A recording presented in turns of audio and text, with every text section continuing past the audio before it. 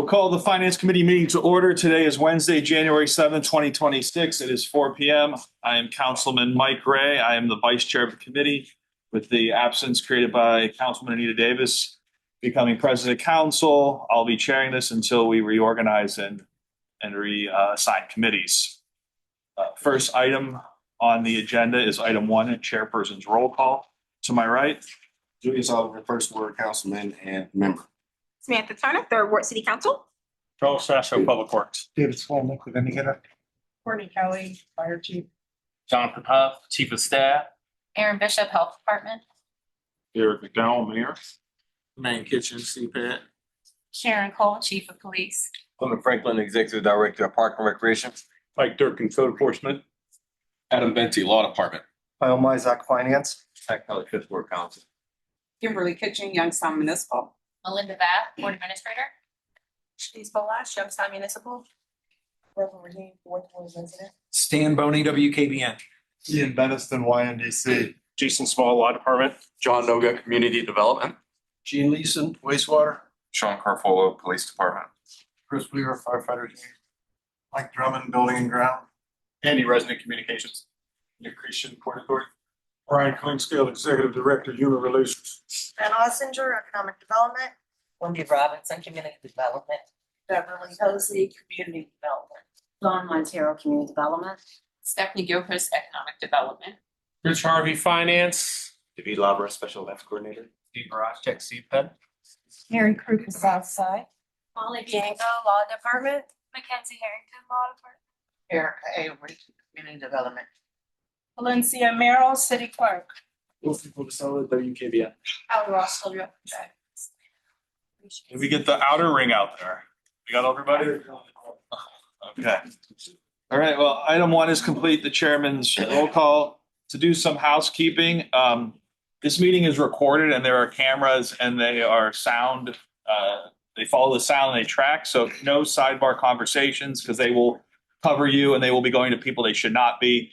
Speak clearly. We have mics on the ceiling as well. Silence your cell phones. If you are speaking, there are some spots if you're not at the table and we ask a question, please come up to the table so we can get you on the record. I think I missed anything out there? Those are our housekeeping items. We'll go to item number 2, which is our pending legislation. And we have 2 resolutions. Resolution 1, I don't know if there's any questions from the committee or if the administration needs any explanation for this piece.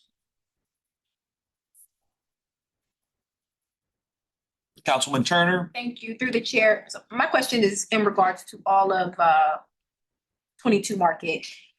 Because this project has stopped and started, we've had some issues in regards to and cleaning out of the building. I want to know how confident we are in this developer and then moving forward with us taking these steps. No. Kyle, you're the best suited, or is law or? I'll address that. From my perspective as the finance director, what reassures me about the fact of this project and going forward is you have a entity in Orange, Connecticut, which is willing to, in essence, step up and fund this energy improvement project. They have done their vetting of the redeveloper. They have looked at the project paperwork and have looked at the financing stack and are comfortable to, in essence, put their money behind this project. It's an $18 million project. There are a number of different financing instruments within the stack. And this is one of the 4, the largest piece. And this will be for the improvements to all of the energy efficiency improvements that are going into the building. So as a result of them vetting the redeveloper, looking at the fact that they also, this entity also is the investor within the Stanball Hotel project. And now that is in its 3rd year of utilizing this PACE loan, and those payments have all been made on time. I, as your finance director, am very comfortable to support this particular project. And I understand that it took time for them to get their financing in place. They had hoped to actually address this at the end of 2025, but because of change in federal interest rates that affected their financing. So that's why we had to pull from the last meeting, because they ended up doing or asking for more because of the fact the interest rates are going to be lower. And now they believe that that's how they closed part of the gap, because initially they had come and asked for a sizable amount of more assistance from the city, and that amount is now much smaller. And that part of that pooling came about because of interest rate changes, which affected their overall finance. Thank you, Kyle. Councilman Oliver? Can I just add to Kyle? I've had conversations with the developer at length. He is very committed to the city of Youngstown, very committed to finishing this project and seeing it through. I have full confidence in the project. All right. We'll move to resolution number 2 on the special assessment.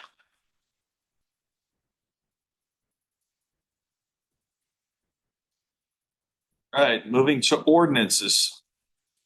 Ordinance number 3.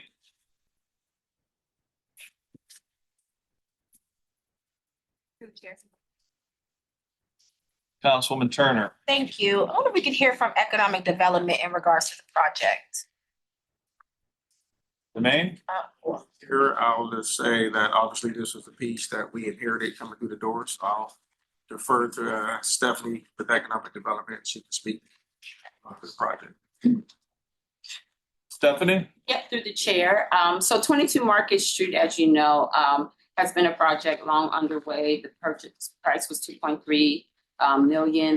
Of course, the developer has hit some snags and hiccups, and unfortunately, because of things that happened in our community out of our control, the tragedy, it kind of put a setback on financing as well. Because the funders want to feel confident that our city was able to support such projects. I am confident, being that the developer was able to obtain a total of $3 million from our great state of Ohio through the Ohio Department of Development and TMUD grants and the historical tax credit. So the pressure is on now, because if you deal with historical tax credit, any tax credits through our state, there is a serious timeline that has to meet certain milestones. He has been able to, again, he had a flood. There were certain setbacks. As we all know, steam heat was an issue, so things had to be revamped there as well. We are now on the move and we're ready to move forward with this project and support however we can. As of now, the city has not invested physical dollars into this project, just showing support that we know, like Kyle said, we believe this project because of the funders that are backing him and the organization. So now we're ready to move forward. As you know, Huntington Bank was the first huge step, that first floor, getting that renovated and accommodations made there. The first, and then the other floors, 1 through 4, has been renovated so that the offices will move down. Now we can begin the residential piece, which now allows us to start looking at the CRA portion of it for those 70 units that are in the future. Our goal, of course, is to see him go through this project and be complete by the end of 2027 with the entire project. Thank you, Stephanie. Do you have an additional question, Councilman Turner? Yes, just direct follow-up. Both of you made mention to this. Should we expect them to come to the city to request some financial resources, or just support in the way of applying for dollars outside? Stephanie or I'll defer that. Kyle? Through the chair, the administration is evaluating that right now, and potentially at the next council meeting or at the first meeting in February, we will be possibly bringing forth legislation with the idea of, if it is sponsored by the administration, we will look to councils for council support. Thank you. Councilman Oliver? Yeah, I just wondered, kind of remind everybody, this originally was supposed to be in addition to more housing downtown, in addition to what we already have, including Realty Tower. Now I see it as kind of we lost a lot when Realty Tower went down. This is also going to be something that's going to replace those living spaces and add to not only the houses we're building in the city and the neighborhoods, but also downtown. So when we lost that building at Realty Tower, we also lost a lot of people that were supporting the businesses downtown. And this is a way to replace all of that all in one scope. So I think whatever assistance we can add from the city of Youngstown for this project would be a good look for the city of Youngstown. Thank you, Councilman Oliver. believe we can move to, for the record, Councilman White and Councilman Hughes have arrived at the meeting. Moving to item number 4. Kind of made like we were a team here. Reading off. Nothing's wrong with it. Moving to item number 4.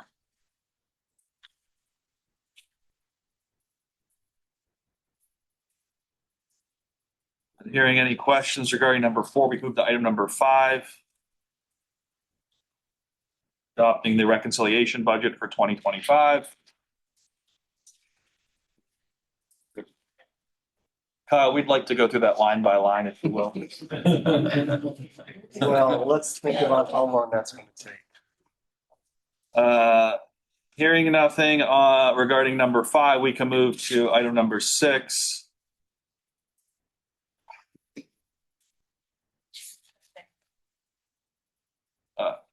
Councilman Turner. Thank you.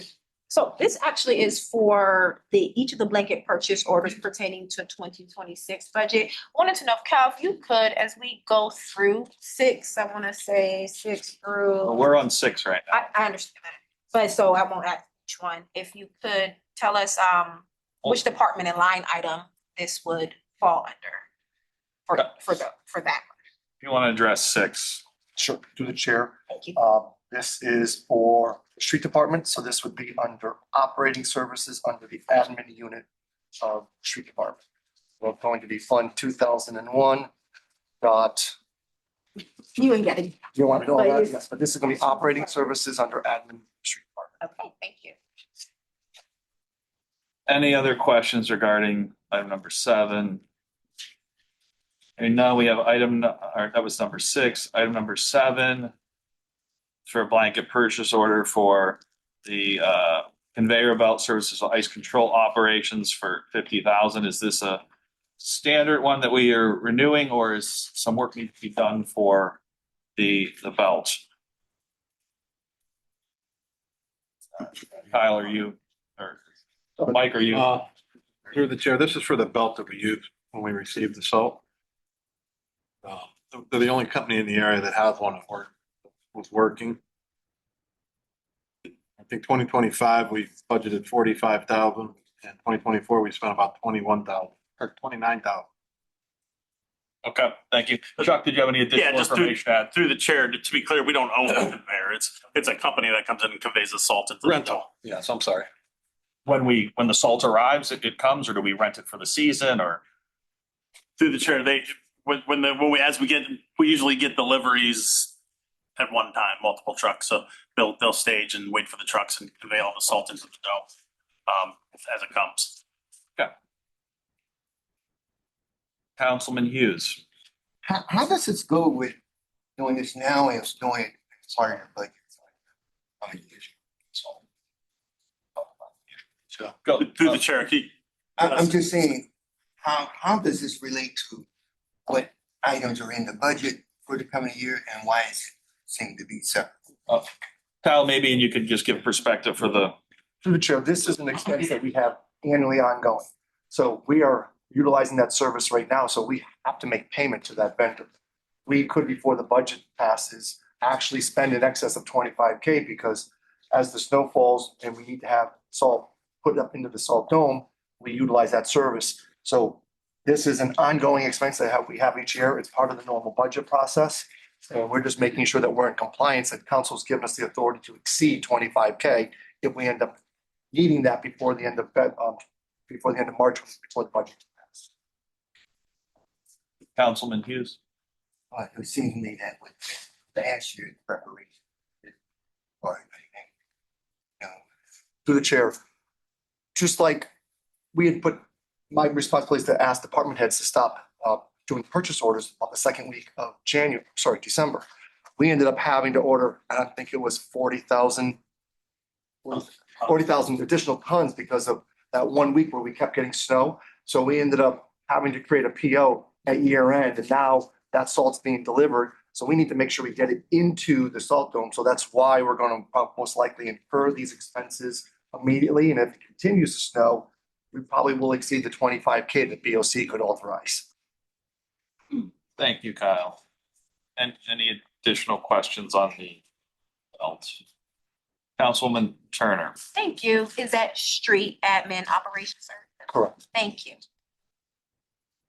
And I guess I would just summarize, most of these that are initial purchase orders, they exceed the Board of Control's capacity, and that's why we're hitting the ground running, ask for those, but these will appear in their respective places in the city budget.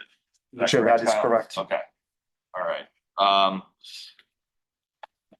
Moving to item number 8 regarding premium asphalt materials such as cold patch. And we're asking for 60,000. Assuming that's in line with what we spent in the previous year.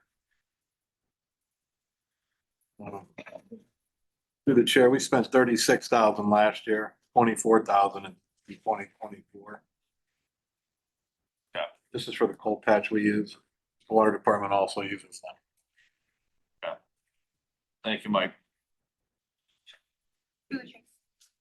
Turner? Thank you. Sorry, just since you made the mention that water department uses them as well, does this split through water department or is this just street? Chair, no, this Nope, is just okay. the street department use. All right, thank you. Thank you. Moving to item number 9.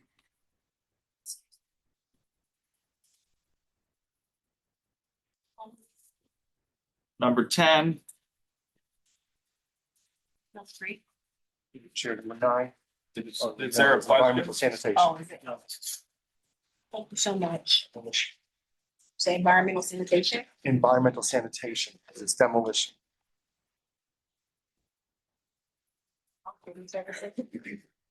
Yes. Through the chair, I apologize. Should I, for each one, answer that? No, I mean, Or how do you it want- should go to the chair so we can have it for the record. So I there's a apologize. question, address myself, I'll call on you, and that's how we speak. Also, for anyone new, that, to the table, for the record, the only folks really that can speak are the committee unless we're recognizing someone else. So the protocol would be addressing the chair so you can speak through the chair. Sorry for not covering that housekeeping. I forgot we have some new folks to the table, so. Thank you, Kyle, for that clarification. Item 11. This is more asphalt, and it's the blanket for Tri-County asphalt with the state purchasing price there. Through the chair, this is our hot patch. Okay, And in 2025, we spent 100,000. In 2024, we spent 63,000.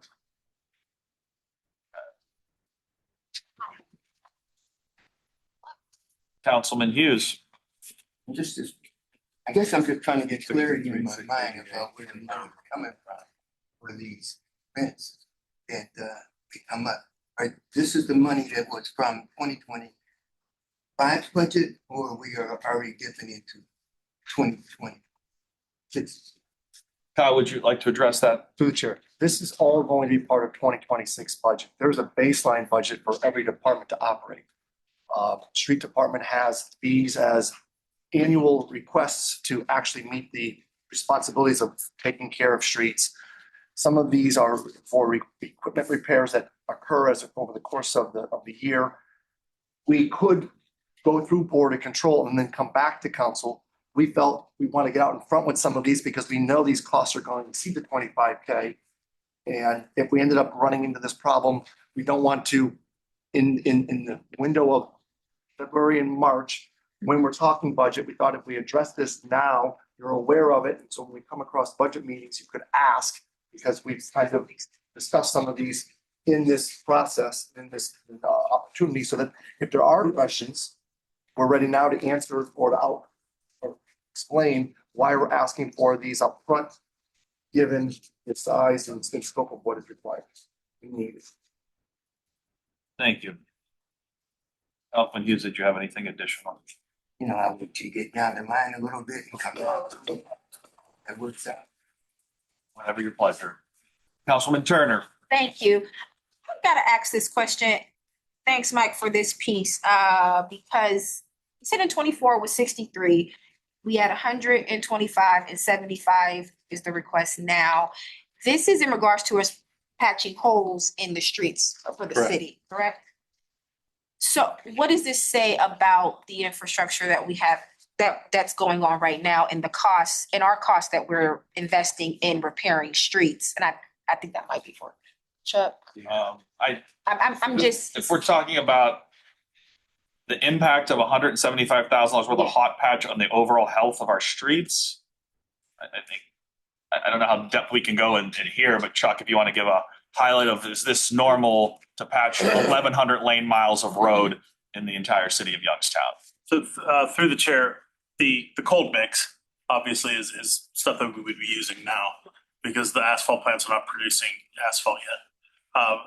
The item number 11 would be the actual hot mix where they pick up at the plant. The cold mix is stockpiled at the street department. So the hot mix is more of a permanent, semi-permanent fix. Cold patch is temporary. We all know that. But in regards to the amount of, I'm not sure what you're asking. Are you asking how much of an impact does it have? The patching is not meant to rehab a road. I mean, Right. that's, that's what our resurfacing programs for.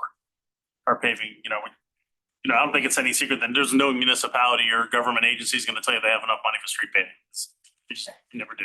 So, I guess, the 175,000 allows us the material to put the temporary repairs in place until we can get the roads paved, albeit it might not be that year, but it keeps the roads together in a more permanent fashion until we can get the actual paving equipment out there.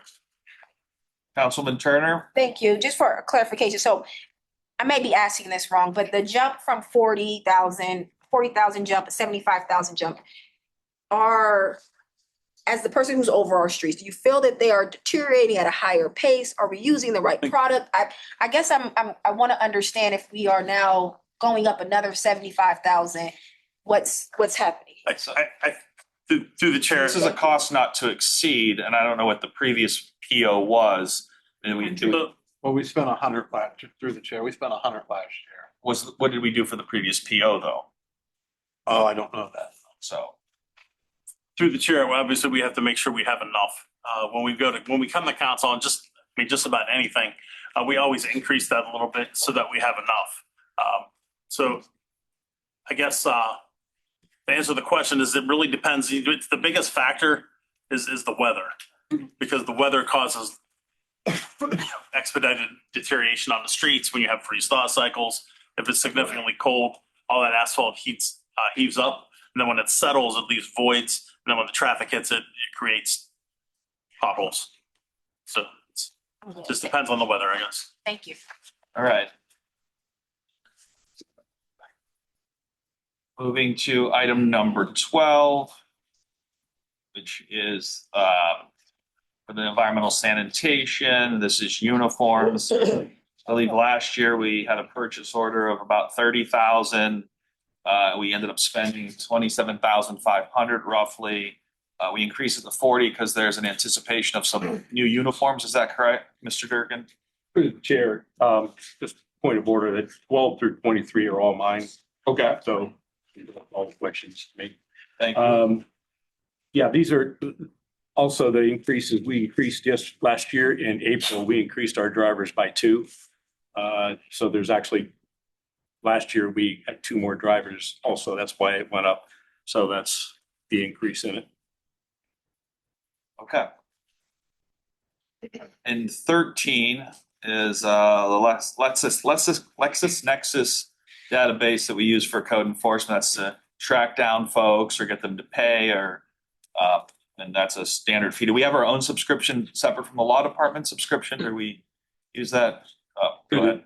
Through the chair, that comes out of my budget. Law department uses it minimally, and courts use it as well. Councilman Hughes? What's the relation? That's just for 1 year? Is that, what's the subscription for? Through the chair, yes, it's 1 year. We pay this yearly because we try to find other entities that can provide what they do, and we haven't have anybody come anywhere close. So we're using it on a year-to-year basis, but it gets used every day in code enforcement, demolition, inspections. We use it every day. Councilman Hughes? Yeah, I'm familiar with process. What I am is your subscription expirations and start. I mean, at the beginning of the year, we have a budget situation that hasn't been approved. You know, we don't really guarantee the money is there until we start doing the budget process, unless Kyle can tell me something here. Through the chair, Kyle? council passed in a temporary budget, so we have in essence put out 1/3 of the entire budget in place so we can operate day one of the new calendar year. Councilman Hughes? And this is in temporary budget. Is that what you're saying? Through the chair, most of what's in the temporary budget is meet day-to-day operating. We don't have anything in the temporary budget to purchase equipment or to do things that are outside of the norm that council through the administration support discusses during budget meetings.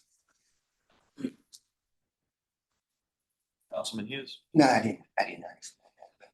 I get what I'm just trying to say, you know, we always get that it's approved by council and you throw that at us midway throughout this year, you're gonna explain that. This is something you approved back in January, something similar to that. But what my thing is that why can't it be rolled into normal? We have that miscellaneous category that you use this for. These subscriptions, if I'm not mistaken, on the budget list. It seems like every department, I believe it's miscellaneous or something like that. Well, there is a, through the chair. Go ahead, Kyle. There's a miscellaneous line within the budget. But I don't want to start moving things that don't get budgeted in that category into, because then the budget process would make it much more harder for the departments. If we start moving expenses that have typically been charged to a certain line item, that helps the department head appreciate, one, what they have in their budget to work with. They typically understand what they're spending their money on with regards to the type of services that they're delivering. And so I don't want to change that process because it's only going to complicate the budget process and also make it difficult for the department head to understand how he or she is utilizing their budget.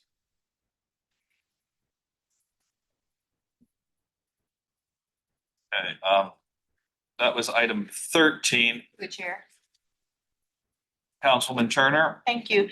Just for a point of clarity, Cal, you said you don't charge this back to any other department that utilizes it, just environmental sanitation? Go ahead, Kyle. Through the chair, that what it gets used by the other departments is so minuscule compared to how often they use it day to day.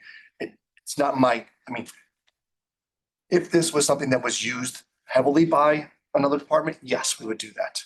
But with regards to this, as Mr. Durkin explained, it gets used by numerous employees within that department on a daily basis. And I mean, there's a limited number of login credentials. We know who's using it. It's not like it's just anyone can log in and use it. So we're able to track. It has to be registered users. That's correct. Want to point out on 14 and 15, these captions both appear to be the same. However, if you read the legislation, 14 does specify it's for service and 15 does specify that it is for parts. So they are in fact two different pieces of legislation with different fundings, but the captions appear to be the same on both the finance agenda and the meeting agenda.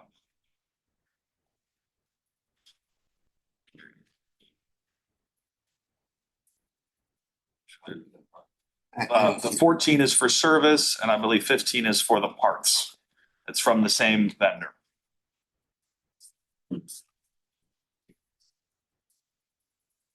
Moving to item number 16. Requesting 50,000 for North Jackson Hydraulics. I believe we spent 45,000 last year. Seems to be in line with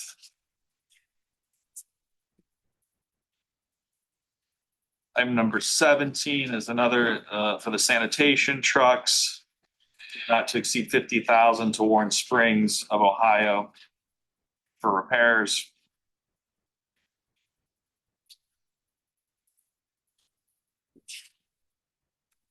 Moving to item number 18, also for the sanitation department.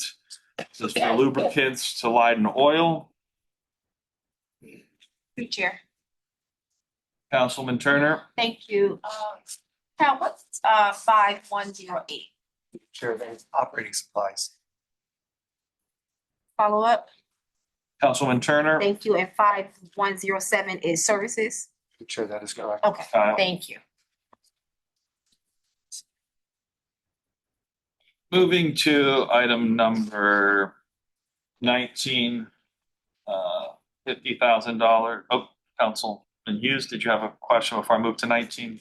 Well, no, I get them mixed up sometimes. I thought we were on 20. I was just, my usual about the tires.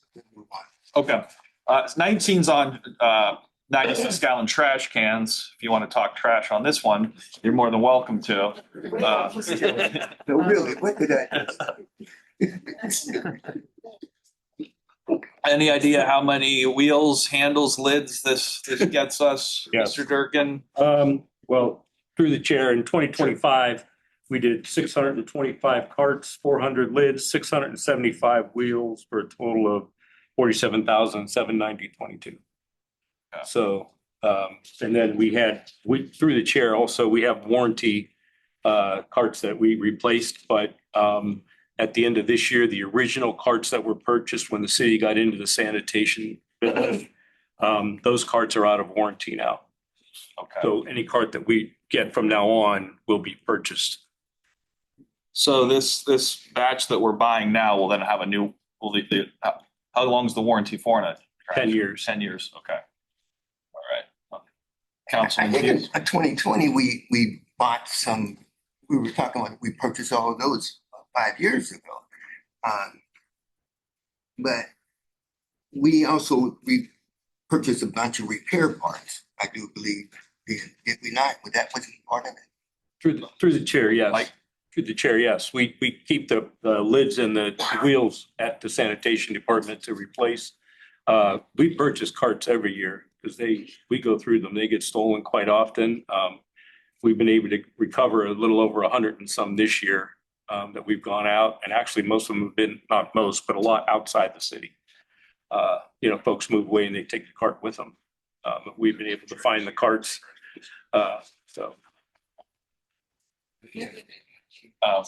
Thank you. Chuck, did you have anything else to add to that?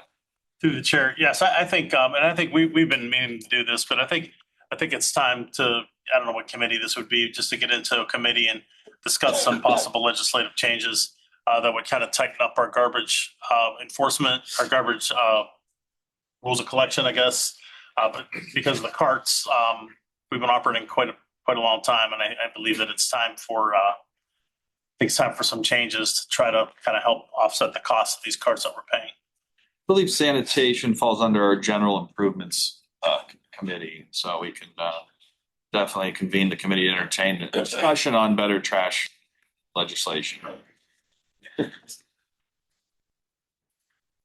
don't know who was next. Councilman Turner, did you have?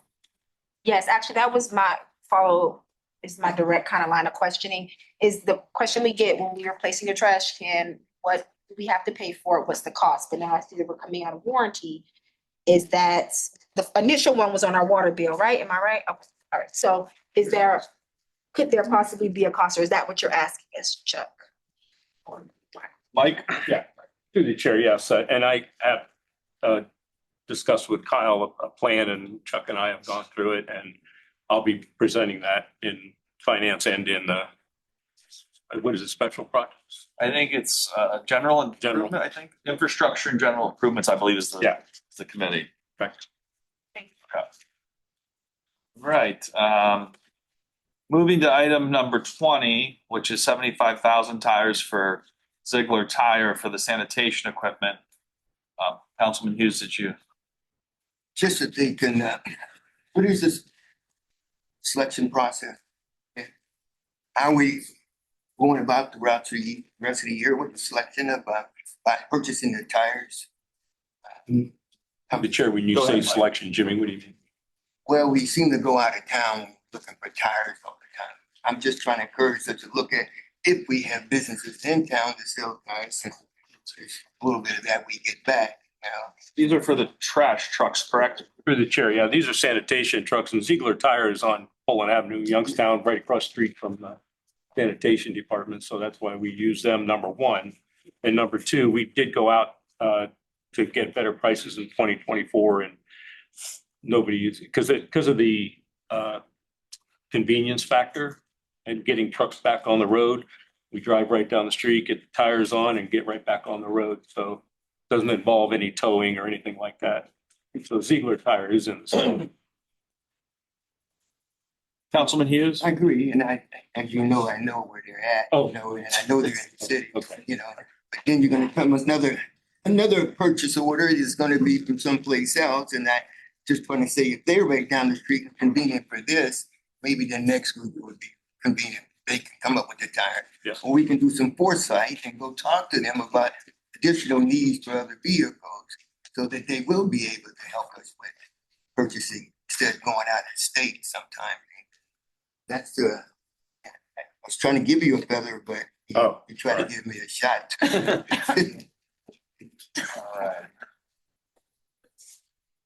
Moving on to item number 21, which is the temporary labor we use through People Ready to support the sanitation department. Mike, if you just want to give us a brief overview on the need for that and why we do that, and that funding is enough for you? Yeah, through the chair. I'll give you numbers here. We spent 130,000 in 24, and in 25, I forget what we spent. 135. So through the chair, that we use, these are People Ready folks, are part-time people that work for us, help us with sanitation, with the when we have days where we have the bulk truck out, such as couches, beds, chairs, dressers, and also when we have inclement weather and holidays, when we're trying to catch up. So we have, on an average, 2 guys a day, 2 people a day, and on the holidays, 3. Okay. Thank you for that explanation. Moving to item number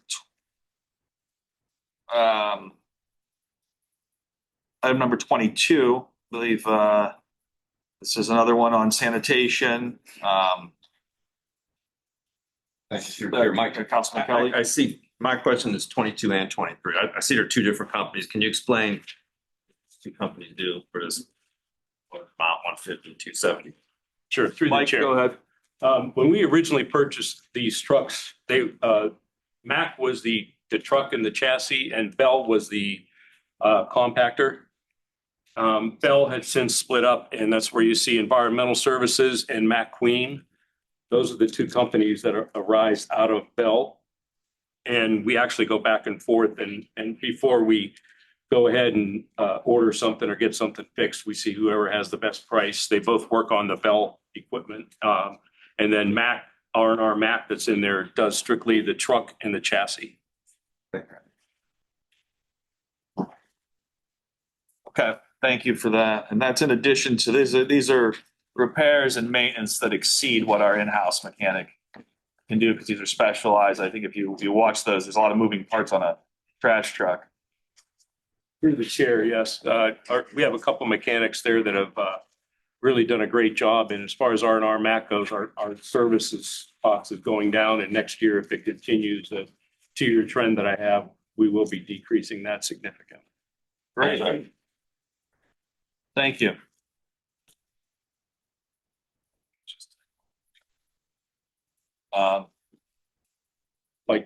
Yes, go ahead, Chair. Point of order, we just received another new truck today that was on last year's budget. So if anybody wants to see it, it's down at sanitation. If you're interested in seeing it. That is, they're better to see when they're new. Yeah, that's what I said. If you're interested, you better get down there today. That was around 100 or 430 or 450,000. 456,000. Yeah, $56,000. So great. What? Yeah. Oh, I don't. You want to? Mike, is this a typo, FIR, or is that a sanitation truck term? Where are you at? Number 23. Okay. FIR? Yeah. Oh, that's a typo. Okay. 4 parts. It's sued for. One word. It should be issued. There's an actual space there, I think. Yeah. Yeah. Yeah, no, about Use missing 4 the parts. sanitation terms. Yes. Watch out, AI's coming for us. I do. For you. All right, item number 24. Sponsored by Councilman Oliver. I don't know if anyone needs to discuss. I got started, Stephanie or Kyle. Go ahead, Councilman Oliver. Basically, it's just an expansion project for Yosteria Pizzeria down in the Smoky Hollow area, expanding this business, building on new space, creating more jobs. So it's great anytime you see a business expanding in Youngstown and doing well. So that's why I was willing to support. Thank you, Councilman Oliver. Item number 25.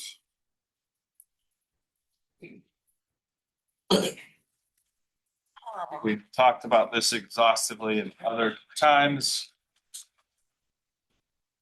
Item number 26.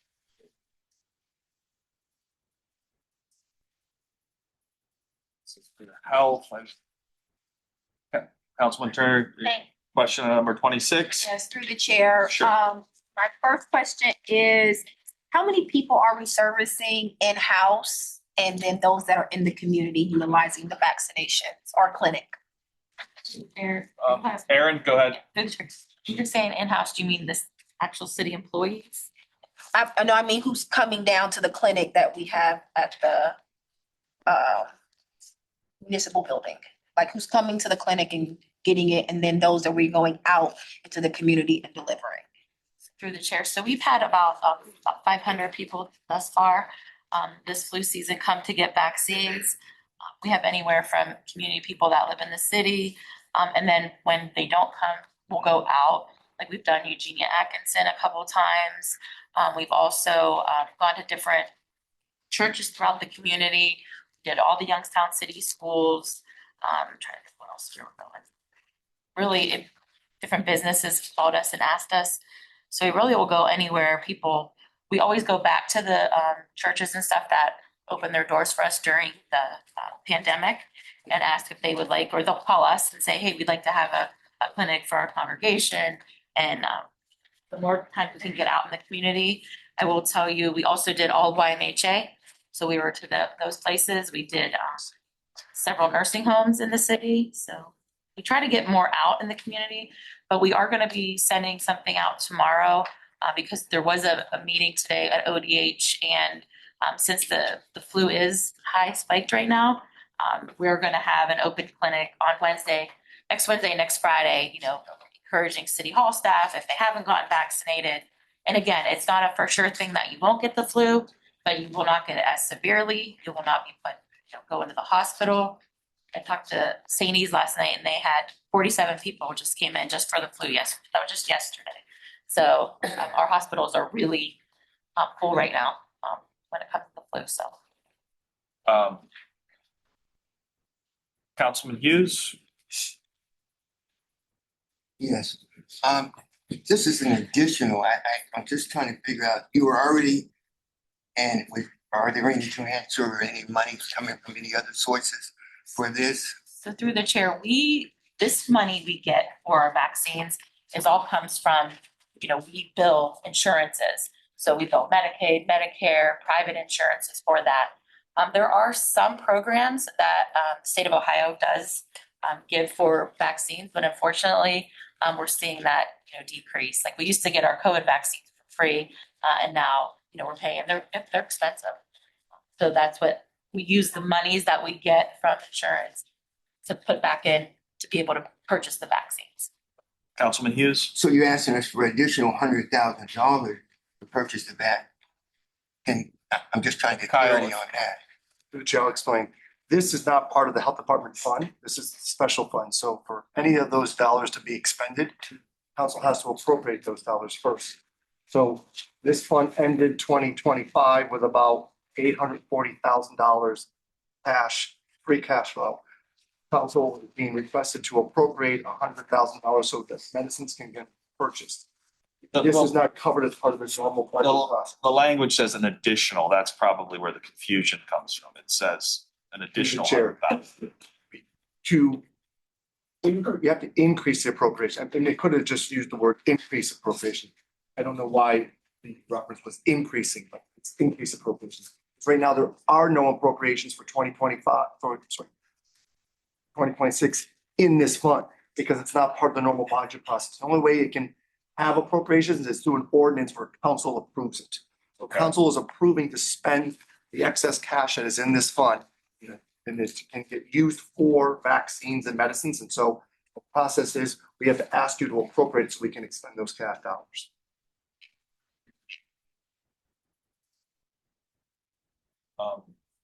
Councilwoman Turner? Thank you. I just had a follow-up with that, with your statement, Aaron. Is this at no, if someone is uninsured, I understand you bill insurance, if someone is uninsured, is this at no cost to them and the city covers that service? Yes, we do help for people that don't have insurance.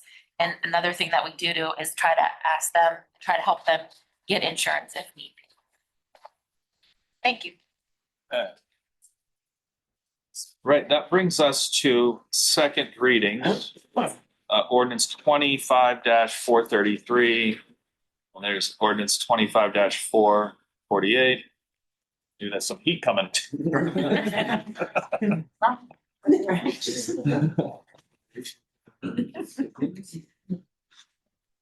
Councilman Turner? Through the chair. So I have three questions in regards to this piece 433. Do one at a time. Thank you. My first is, Cal, with approving the 4%, before we do negotiations, does it create any fiscal or bargaining risk for us? Kyle? Sure. Now, actually, what it does, it reinforces that we negotiate where we haven't bargained. What haven't been established. What we've already have with a union that's already has any contract in place. So we are in essence agreeing to ask council to support management being on the receiving end of the same pattern that we are negotiating with all of our plans. Councilman Turner? Thank you, through the chair. So this would strengthen our position, not weaken or complicate. We would show, yes, it would strengthen our position. Thank you, Kyle. Councilwoman Turner? Thank you. My final question is just for history and clarity, is this in sequence in how we are handling raises over the last couple of years? Kyle? Through the chair, this actually is higher than what has been awarded to unions that already have contracts in place. So what will happen is if this becomes the new benchmark, those unions that have contracts in place, once they get to the new contract year, there will be a catch up for them. So in essence, a union may actually be receiving 6 and 7% the first year of a new contract because they haven't been able to receive what management gets done on an annual basis. Pattern has been established.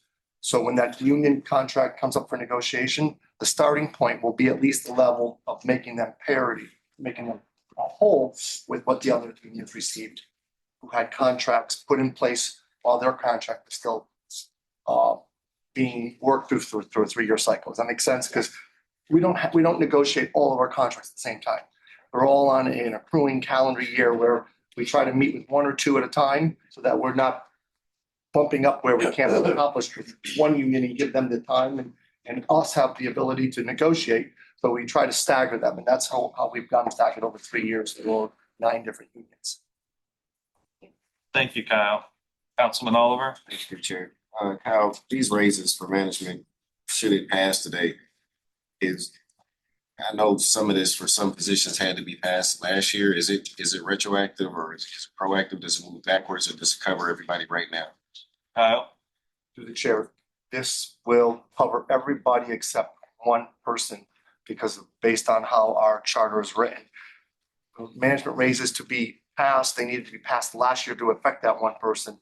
With this being passed now, it will be retro to January 1, but it has been passed in calendar 2026. Councilman Hughes? In essence, there's nothing written that says that this has to be what it's a guideline that you're using with the union, what you're bargaining with the union. And this is still a standalone request for a raise for management. Through the chair, yes, it is a standalone request for management. If we find out that we end up negotiating and coming to terms with a union and they get more, just like with the other unions that are in the course of their contract length, we will come back to council and actually request a council increase to make management equal, so there is parity among all of our unions. So right now, this is the baseline. It could go higher, so it won't go lower. So this is an example of where it actually trickles up to the management based on what labor negotiates, and the other workers who are exempt actually benefit from what labor does. Through the chair, that is correct. Councilman Hughes?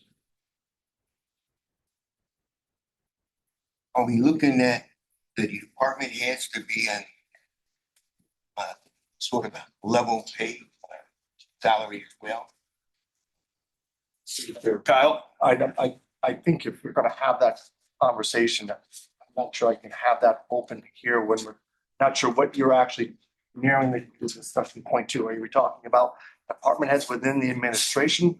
Are we talking about department heads within some of the union positions? Because people in police, like if you're a captain, you're a lieutenant, you are overseeing people. So I'm not sure.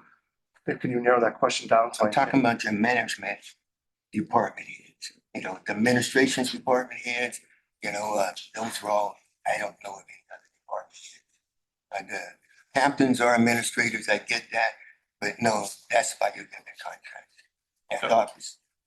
Kyle? I guess my question is, are you asking, are we going to make every single person who is a department head, should they all make the exact same salary? Is that what you're asking? Kind of, yes. At one point, they was kind of similar in the salaries, with the finance and the law director standing above, then your police chief, fire chief, it was all had the same salaries. Now we seem to have a Well, through the chair, you have to appreciate if you're in a department head where you have a union, you get the same benefits that the union gets. Management who doesn't have a department that is where a union, they don't get any extra benefits other than the three that management can receive, which is education bonus, the non-use of sick bonus, and longevity. There are people who are in positions of management that get uniform allowance, who get hazardous duty pay. Some managements don't get that. So you have to take all of that into consideration. Some managers get cars, other managers do not get vehicles. So there are perks and privileges to each of the position, and there's also consider which people work in an office and which people work in the field. So certain things are considered, and that's why there are differences between some of those department heads. Thank you, Kyle. Just to sum it up. Yep, Councilman Hughes? I still think it needs additional discussion on it. Maybe we can think down the road about if that's a committee. Through the chair, is the administration's authority to set wages, council approves it. So if they want to have that conversation, we can meet with the mayor and we can talk about potentially looking into doing that and then bringing it to council as a body.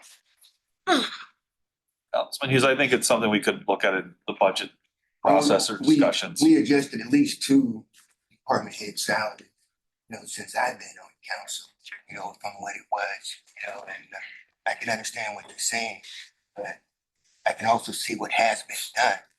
And all I'm just trying to say is that, yes, set salary, but it should be some clarity of what each has have. Why I just don't necessarily agree that we can shoot some up and curse the others, or 1 or 2 that's never going to get shot up.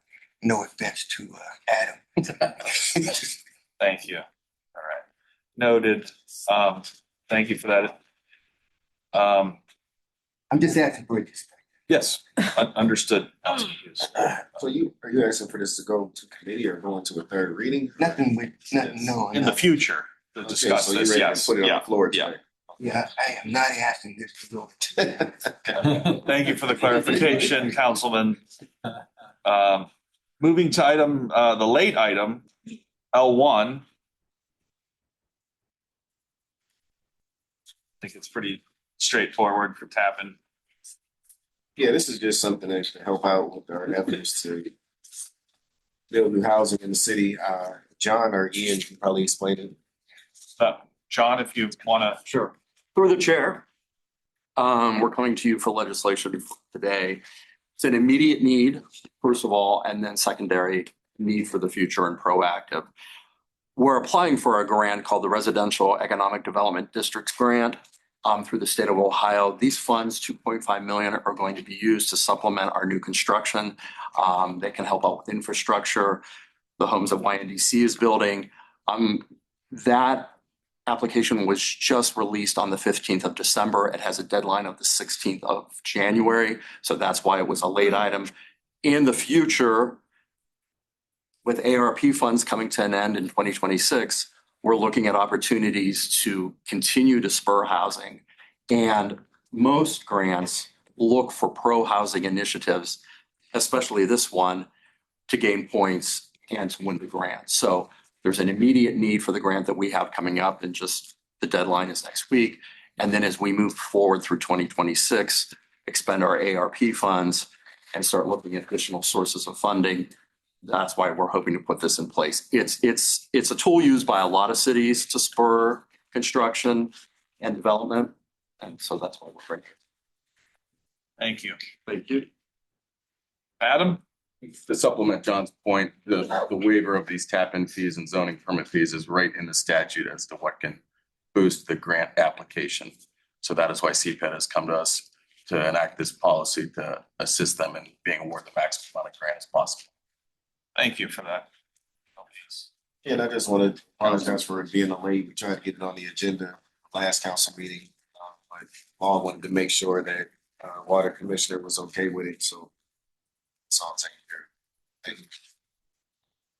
All right, well, that concludes the pending legislation. I'll make a motion that we take resolutions 1 and 2 to the floor for consideration and passage. Second. So it's been moved and second that resolutions 1 and 2 forward to the floor for consideration and passage.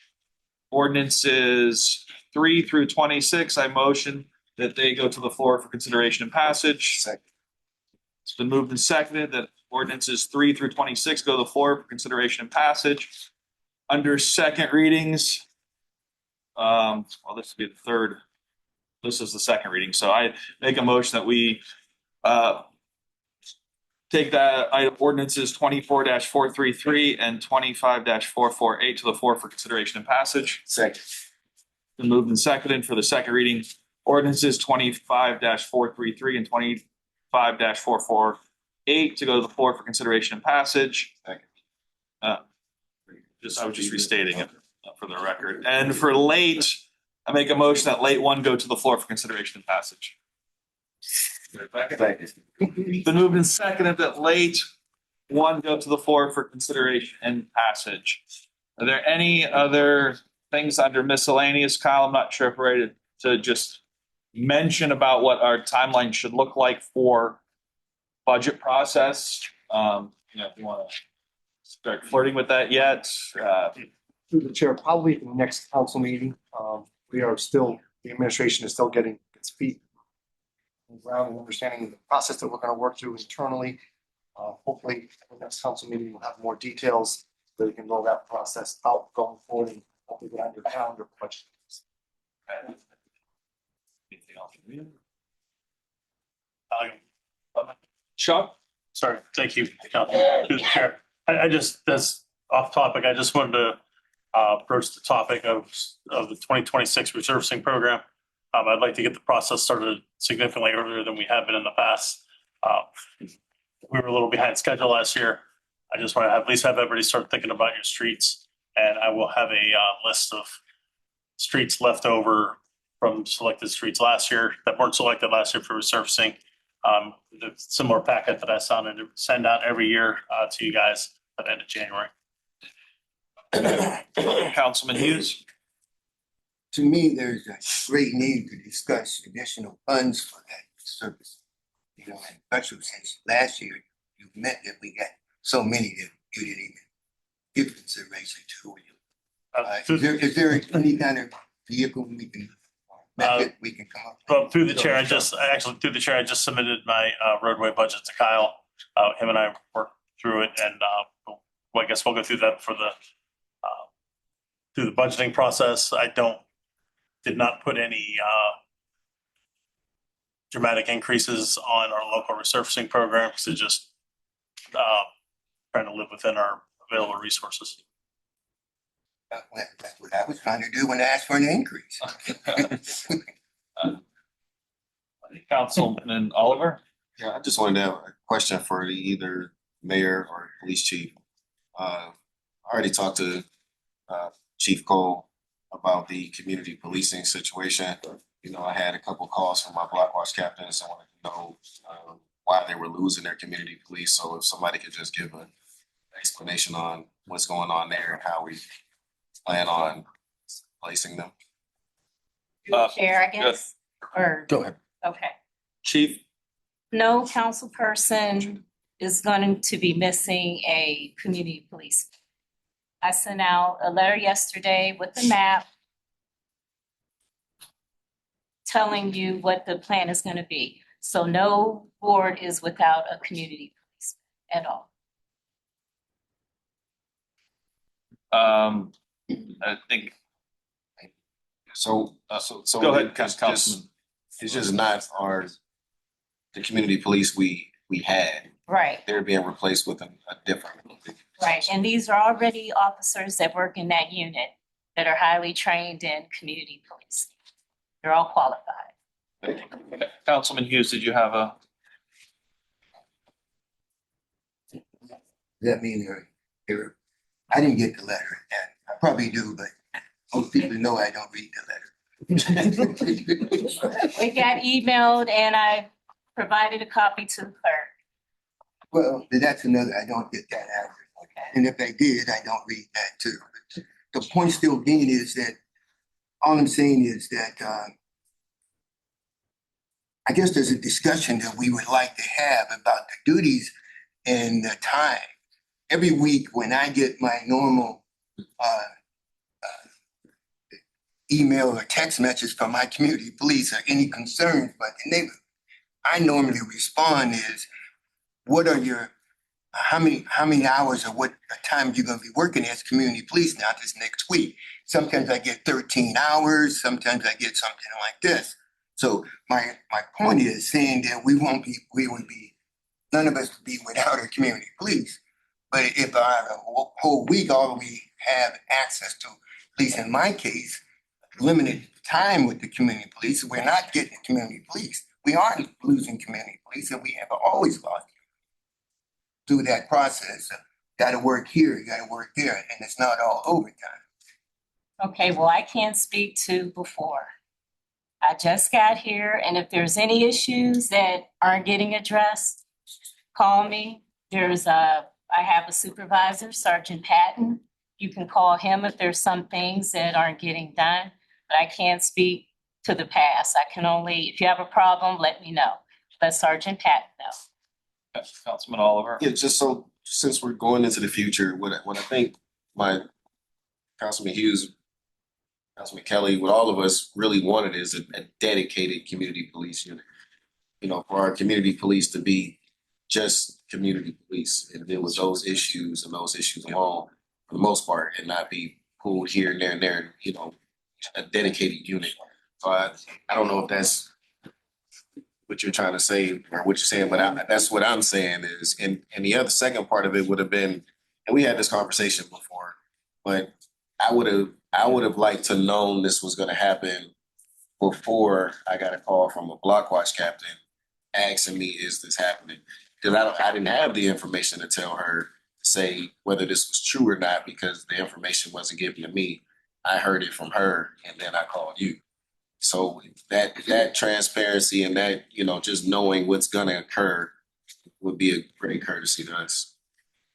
Why wasn't the police chief in? I understand. And the officers have bidding rights, which had to be done before I took the office. So that's why it started, and that's why I didn't put anything out until I became the police chief. So I'm all about transparency. You guys have a community police officer. That's not going away. I think for just a clarification, there was one per Ward 7, and now there is going to be 4, one for each side of town with some overlap in the first ward. I don't know that everyone was on the same page. Did I correctly summarize that, Chief? Seventh Ward has one. Fourth and fifth have one. First and third have one. And first and second has one. But keep in mind that depending on what the issue is, you may have 4 of them working in the same ward. So all the issues will get addressed. I think this would probably be a good topic for a safety committee meeting to talk about the strategy that, as the new chief, you're going to employ with community policing. Councilman Hughes, can we get a safety committee scheduled? Absolutely. Okay. Law Director, Adam, did you have a comment on? That was what I was going to urge the chair, so we have a full discussion of that issue, but obviously deferring to your role as chair in a chair meeting, so. All right, the temperature improved, feels a little hotter in here. Was that just the topic? I'm not sure. Kyle, I see no appropriation for heat on this first budget, first agenda, but we are at miscellaneous, just to welcome Mayor McDowell to your first finance meeting.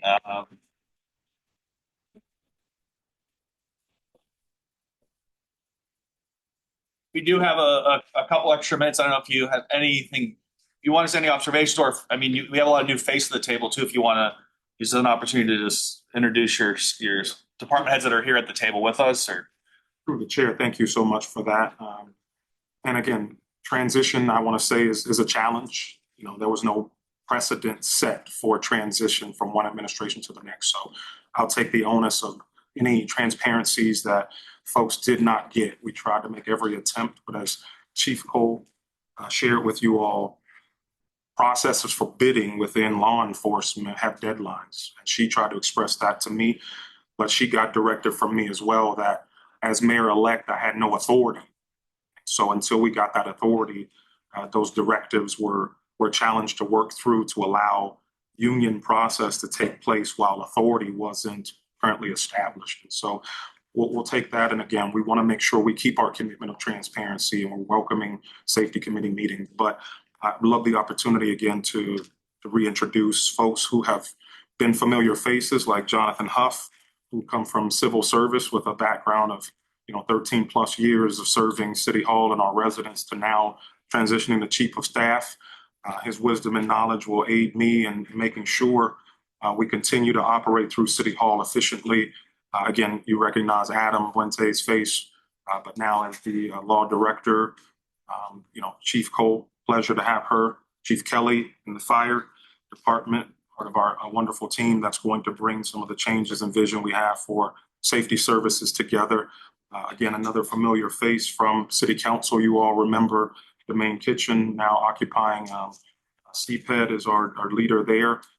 Some wonderful opportunities. Happy to have Aaron still leading us and guiding us through some of these challenges with health. Clement Franklin with our parks director. Mike, he's been a leader in that space as well. Mike Durkin, who swapped places with Chuck, you'll see now coming from our Mike Drummond, I'm sorry. Too many mics. Golden's going right there down. Mike Drummond coming from our traffic signals and signs to occupying the space of buildings and grounds. But let's not add that into the request for budget raises to give Mike Durkin a raise for doing both jobs. But I thank you all. Again, precedent wasn't there for us to just come in as smoothly as we wanted to. But I would believe that with this team that we're working with, we're already off and running, and look forward to briefing members of council and you all as the community with what we have plans for. And I think they're wonderful plans. I want to end with, I pray that we can all feel the difference in the environment that we get to work within with a new administration, members of council. We see the transition and that's going on in your body as well. And we want to honor and respect that and get together and get to work. So thank you. Thank you, Mayor. All right, well, that concludes our agenda. I will entertain a motion to adjourn. Let's do adjourn. Second the motion, and we are adjourned at 5:10.